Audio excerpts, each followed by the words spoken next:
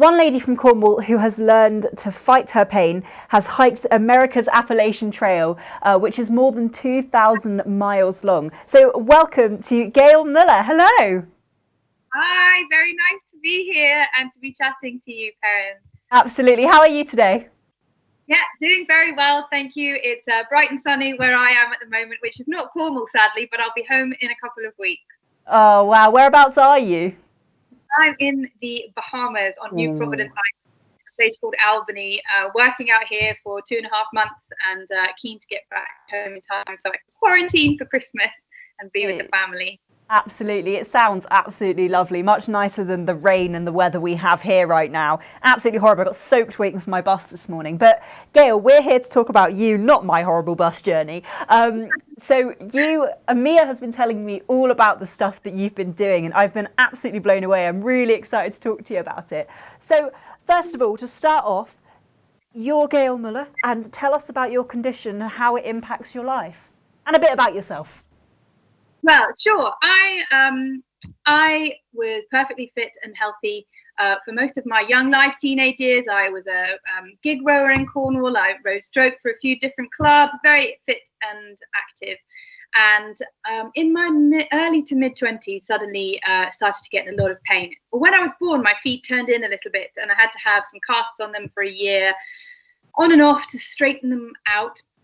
And later on in my teens, doctors in London did say, oh, if you don't get your feet straightened out, you might probably be in a wheelchair by the time you're 40. And I kind of ignored it. I wasn't really old enough to be able to do anything with that information at the time. So I just carried on being sporty, having fun. And then when the pain kind of struck, early 20s, first, for a very long time, I thought it was just low back pain because that's the thing that people seem to get.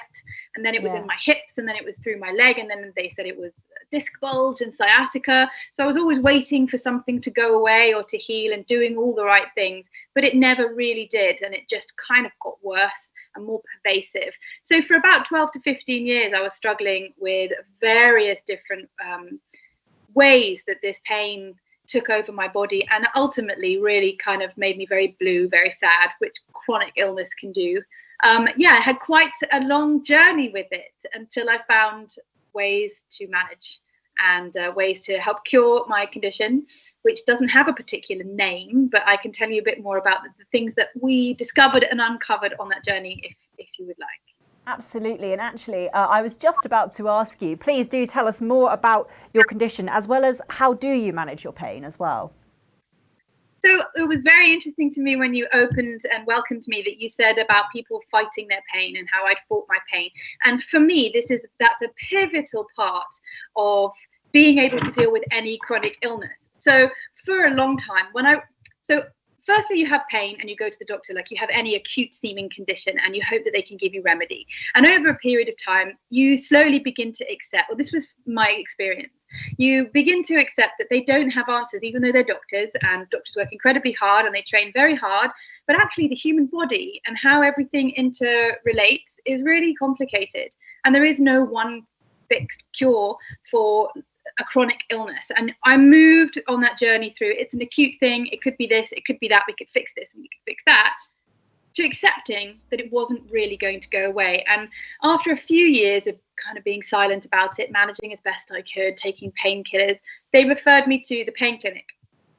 And the pain clinic at that time felt like kind of the knacker's yard, if you're allowed to say that, where you're just like, okay, no one knows what to do with you and you're still in excruciating pain.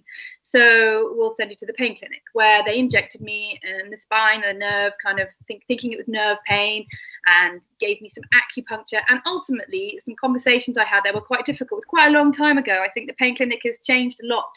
I think methodologies have changed a lot. And they said, basically, just you've got to give up thinking that it's going to get better. You need to work on acceptance. You need to maybe get yourself a disability badge for your car, apply, investigate, accept that you might not be able to work anymore down the line, and start living with the reality of what could happen. So all of this to say that my journey with fighting it was part of my life through that time. I was fighting, I was going to win, I was going to get beyond this pain, I was going to have a good day tomorrow. And actually, after I said goodbye to the pain clinic, because I didn't really appreciate their thoughts on the matter, professional and very highly skilled as they are. That wasn't big painkilling, bags of painkillers and giving up was not where I was at.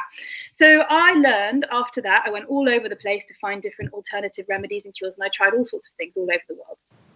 And I went from battling my pain to making friends with my pain. So that was the most pivotal thing that changed my life, aside from some interventions on my jaw that I had in Italy, which I'll tell you about later if you like. But it was that mindset change from a constant battle in my body. What's my body going to do to me today? How is it going to hold me back? It's destroying me. It's making me depressed. I can't even go out and see friends. Haven't got the energy to move. And I thought, right, then be my best friend, pain. What do you need? What do you need today? How can I make you feel better? What are we going to do today? Oh, well, okay, we're going to go and do a walk. Brilliant. Or we're going to be able to drive the car and use my bad leg on the accelerator. Thank you. And that mindset and dealing with pain in a different way changed everything. And so that was pivotal. And I had never considered to look at my body that way before. That pain was part of me rather than something that had invaded me as an alien thing. Wow, that's an amazing way of describing it.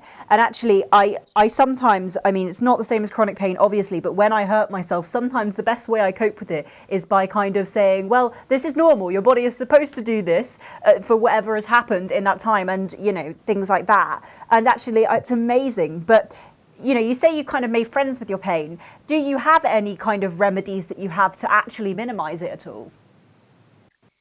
Yeah, so because it's been a long old road, I definitely can notice that things can affect my pain. So I travel a lot. Well, I did before the pandemic. And whether it's in the UK, you know, by train, however I travel, I know that travel can disrupt me. I know that my sleep patterns, if I'm not sleeping well, can cause my pain to get worse. I know that red wine, very sadly, can make my pain worse. Oh, no. Very difficult. And any kind of stress or emotional difficulties amplifies my pain. So I've learned a lot about the biopsychosocial model of pain, not as much as experts, but I've been reading a lot about it and talking to people I know who are in the field about how all the different elements of your life, how your body is, plus your environment, plus your mental state, plus what you put in your body and how you treat the whole body as a holistic entity, will have an effect on the pain you're feeling. It's like a dial you can turn up and down. So if you're having a breakup with your boyfriend, or if work's really stressful, my pain will amplify and get worse because it's to do with inflammation, it's to do with all sorts of other elements. So I've learned to balance my life and to know when I'm feeling stressed, to know what I need, to know when I need time out, when I need to do some breathing, when I might need to do some kind of mindfulness, even though I'm so bad at that because my brain's so fizzy, always thinking. So yeah, those are some of the things I do, and I still do take some painkillers when I need to. I don't think people should be shamed into thinking that medication is an easy option or an easy out. There is opiate addiction because opiates are given to people in pain, but that doesn't mean that people shouldn't have to take some strong medicine sometimes when they are in physical agony and they want to be able to go to work and feel like a functional member of society. So it's all about balance. I think media and other things can paint it very black and white. You're either fit or you're unwell, and if it's an invisible illness, you're unwell and you're faking it, or you're trying to get a day off work. But I think we all need to be kinder and think about everyone struggling to make a balance in their life. Absolutely. And actually, you were saying about, you know, how mental health also can impact your physical health. Now, I know that's something that's definitely affected me in my life. And often walking has been a massive way, walking and hiking has been a massive, massive way that I've been dealing with my own anxiety and things like that. And actually, segueing nicely into, you've hiked the Appalachian Trail. I know, that was a smooth one there. You've hiked the Appalachian Trail in America. So it's 2,200 miles of the trail. And what was it like being away from home for so long? Obviously, because it's so long. Yeah, so I've been away from home a lot before. So I've worked in Hong Kong for a few years, worked in Italy for years. So I'm used to in Bali, all over the place. So being away wasn't a problem. But actually, I'm writing the book at the moment. And as I'm writing about going away and leaving my family and friends to go to the trail, it felt so profoundly different because I wasn't leaving to go to any other kind of urban or semi-urban environment. I wasn't even leaving to go to a retreat somewhere on a Thai island. I was literally going into the forest where cell phones don't work. And the first part of the trail is up. You know, I went southbound, which is the harder route to do because you have to start with Katahdin, which is a very high difficult peak, and then you're straight into 118 miles of wilderness where it's very hard to get out. Old logging roads, it'd be very hard to be medevaced out by a helicopter even. So it was very intimidating because I went with my friend from Devon. She came for the first kind of 10 days, I think. She came for the first 10 days just to jolly along with me. And it was just diving off the deep end into the wilderness. Wow. Or if you were a hardcore adventurer, you wouldn't call it the wilderness. But for me, with my body having been through what it's been through, throw myself into that was crazy and amazing. Absolutely amazing. I think we have a photo of you packing before you left. Wow, that is so cool. I absolutely love that. That's my dad's up outside of Maeve, and my family home, which is just so sweet. And I look at all the things that are on that table, and I look at myself now and I think, oh my gosh, what was I thinking? Because I needed like a third of that. No. And I never done a long hike before, so I took so much stuff and ended up just like giving it away, jettisoning it off. But that's a cute picture. I was very happy. I love that. And you must have seen some incredible scenery. And actually, I think we also have some pictures of the scenery for you to talk me through, which I think Barney's going to put on the screen. Let's have a little look. Sorry, give it a second. So, I mean, you must have seen amazing things. I've been through Colorado in America by a train, and we went through all the canyons and things, and it was just amazing. And Barney, do we have those photos there? Colorado Trail is a great one. That's on my list. So I was supposed to be on the PCT this year doing the Pacific Crest Trail, which is 2,600 miles, but COVID killed it. That's fine. And do you know what? I think we'll have a look at those photos in a... Oh, there we go. I've got the photo there. Talk us through this one. That's day one. That's the top of Catatan Mountain. Wow. And I took my St. Piran's flag. That was attached to my pack the entire way. In fact, it's still attached to my pack now. I did the Southwest Coast Path in August this year, the whole 630 miles just before I came out.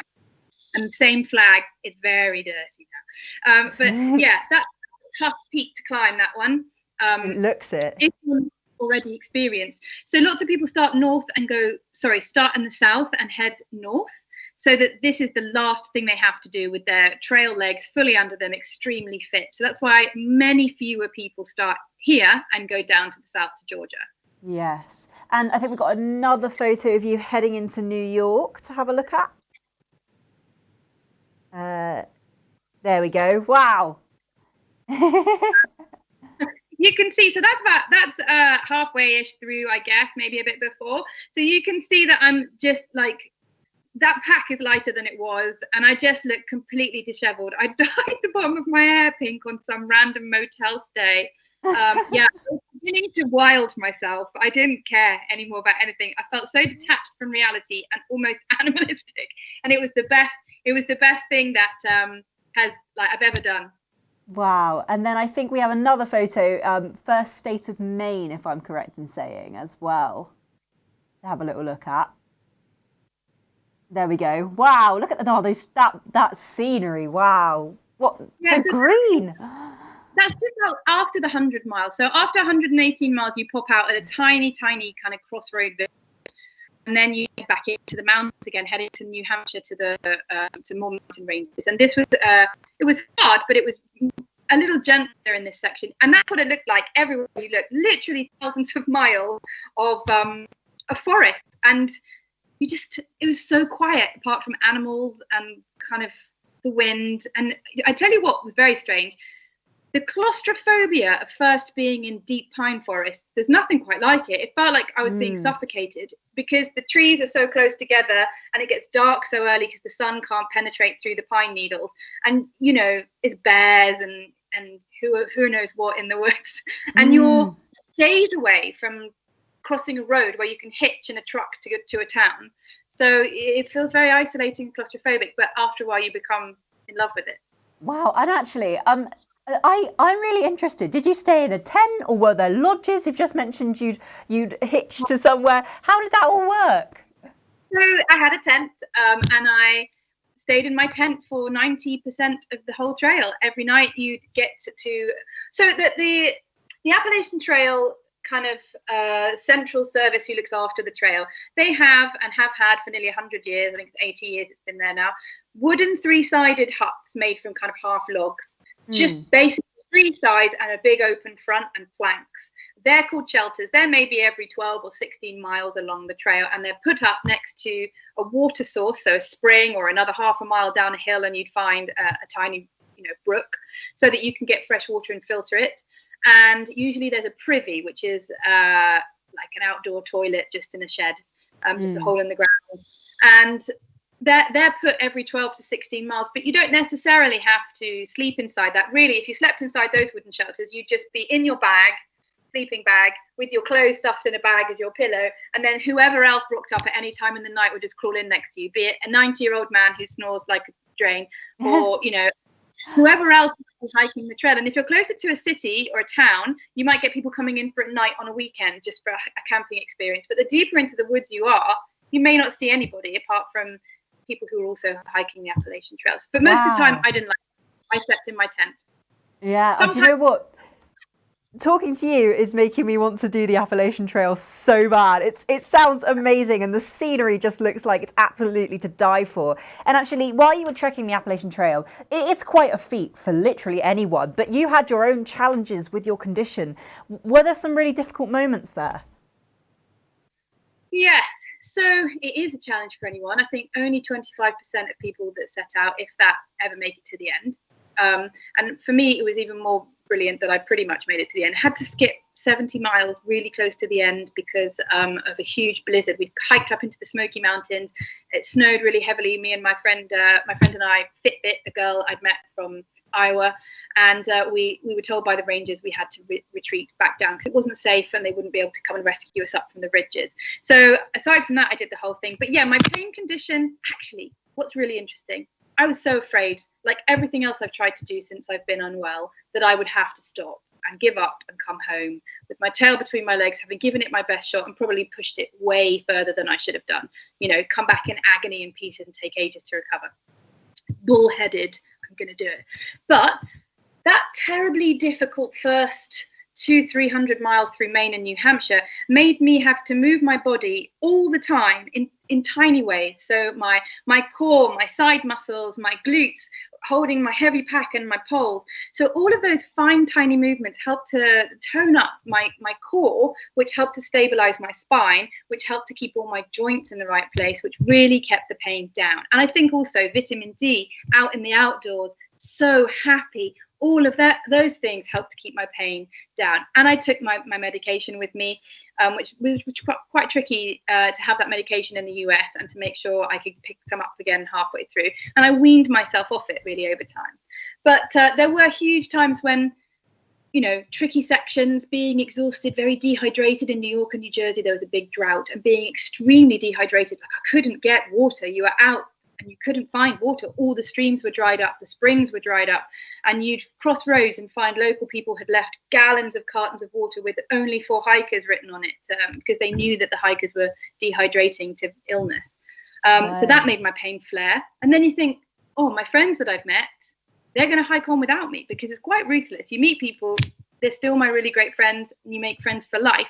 But really, everyone's there as an individual. So it doesn't matter who you meet on the trail. If something happens to you, no one's going to stop and stay with you. And you don't expect that.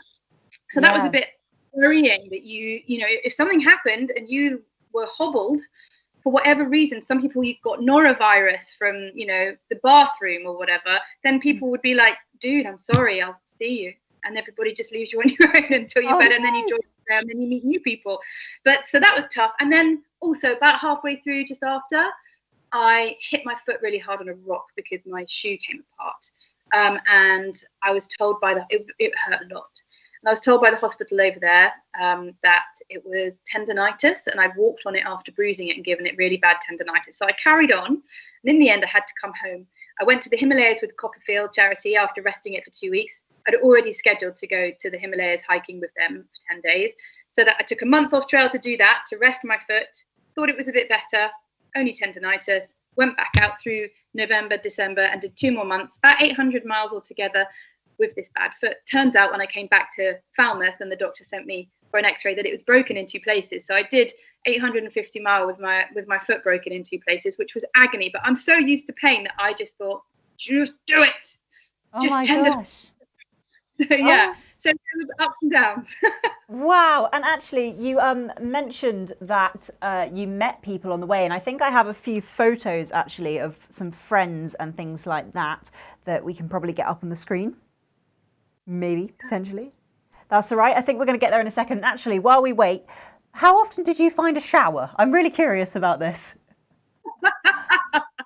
Not as often as I would have liked. So I would say, well, for the first 11 days of hardcore graft through those mountains, I didn't shower. I washed in, I found big river. I found couple of bigger rivers where I washed, and you had to take special suds that were biodegradable. And, you know, Dr. Bronner's is a really good brand that doesn't pollute any water systems. There's very pristine nature out there. So yeah, I'd wash my clothes and wash myself in fast moving rivers so people wouldn't be using it as a water source close by. Yeah, and then I guess you'd pitch off the trail when you needed to resupply, which means to get more food. So you buy like 6 days of food or 5 days of food. And when you go into town to get that, sometimes you'll cross through a town, but most of the time you have to hitch into a town. You would also find maybe you get a motel for the night if you felt like splurging. If you only had time to go in town for the day or the money to go in for the day, you often find in trail towns that there are trail angels, which are people who've always lived by the trail and love hikers. So you will find being passed around on messages and sometimes on tree stump things. When you hike near a town, we are open for a shower for you, give us a call. And they come, just regular people, pick you up. They'll throw your clothes in the laundry for you. You can use their shower. They give you a few snacks and they drive you back to the trail. And they just want a photo with you and to say, have a great trail, sign their book and say where you come from. And yeah, so that's one way. So maybe a shower every 6 days. Oh my God. Wow, that's absolutely amazing. I wonder if we've got those photos now, Barney. Yes, we do. Oh, who's this? Oh, that's my really great friend, Wag. Now, her real name is Mallory, but everyone has a trail name. So her name is Wag because when she arrived at the beginning of the trail, whoever she was with, she was so excited. It was like she was wagging her tail. So she became Wag the whole trail. Yeah, we're still in touch all the time now. She's a lot younger than me. I think she's 21, 22. And that's at the Secret Shelter in New Jersey. Wow. And I think we've got another one, if I'm correct in saying. Have a little look. There we go.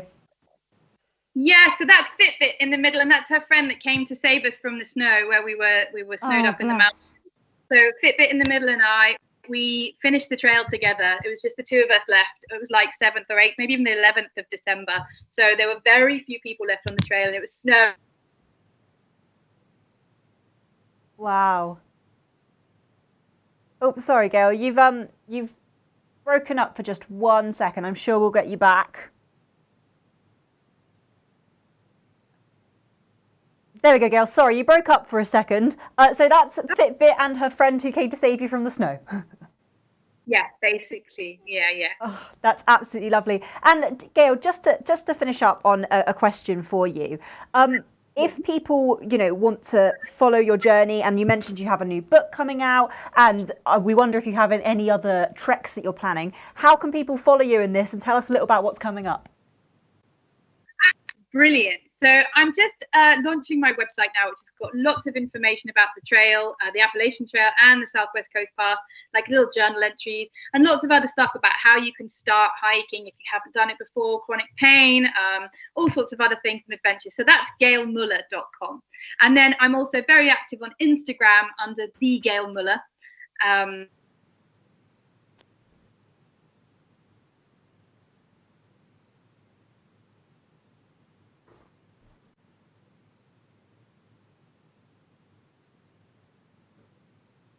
Trail, the Pacific Crest Trail, and the Continental Divide.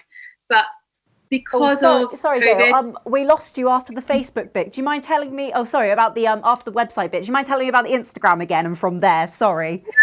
I'm not sure why we're cutting out. Maybe it's very windy here at the moment. Maybe it's okay. Don't worry. If you could tell us about the Instagram again onwards, that'd be great. Yeah. So my Instagram is the Gail Muller. And on Facebook, you'll find me under Gail Muller, and at the moment, Appalachian Gail, but that's soon to change to the Gail Muller too. I'm bringing everything together. hoping to launch some things in Cornwall, starting with Cornwall next year, so that to encourage more community after COVID around hiking, and people who might be having reasons why they feel anxious about going out hiking by themselves. So hopefully get some people together for small community hikes, where I can talk to them about things I learned. And that's in the works, with other things attached to that are very exciting. The book is hopefully coming out in July. And really my goal was to be one of the first British women, if maybe the first, I'm not sure. I've done quite a lot of research. I can't find anyone else who has southbound hiked all three huge trails in America, the Triple Crown, which is the Appalachian Trail, Pacific Crest Trail, which is down the west coast. Southbound would be from Canada down to Mexico, 2,650 miles. Wow. Should have been doing that now. And then the Continental Divide, which is through the center of America, also I'd be going from Canada down to Mexico, and that's like 3,200 miles.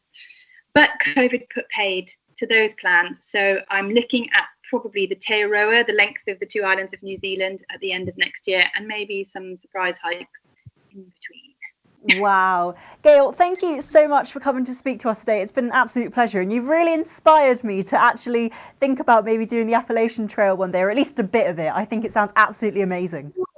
Well, you know where to come if you want any advice on doing that. I'm happy to help anyone. Absolutely, Gail, and thank you so much. And I'm sure you're a massive inspiration to many people who suffered with chronic pain. So thank you for coming to share your story with us. Thank you, Sarah. Have a great day.